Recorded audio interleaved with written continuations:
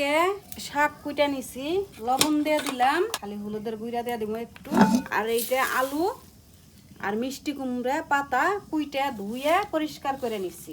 একটু পানি দিবেন, দিয়ে ভালো করে সিদ্ধ করে নেবেন শাকটারে।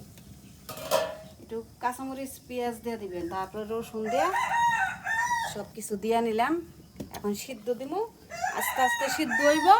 আর আমরা এই কোনাতে চা খাবো, তারপরে বাগার দিব। শাক সিদ্ধ দিছি, দেখেন কত সুন্দরভাবে সিদ্ধ হয়ে যাচ্ছে।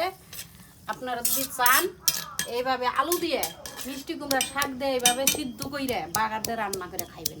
রে তুই ভাত খাবি নি? খাইবই তো, তুই তো ভাত খাওয়ার মালা একদম কটকটা সাইড করে নেই, কারণ বেশি শাক না তো। তেল দিয়ে দিলাম,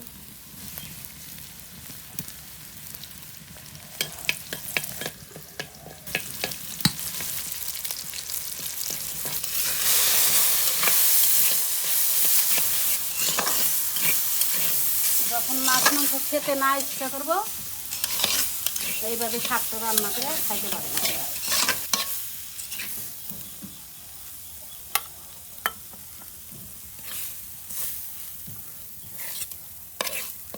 এই যে শাক এইভাবে রান্না করলাম, এইভাবে আপনারা মন যদি চায়, আমার রান্না যদি ভালো লেগে থাকে এইভাবে রান্না করে খাবেন। আল্লাহ হাফেজ।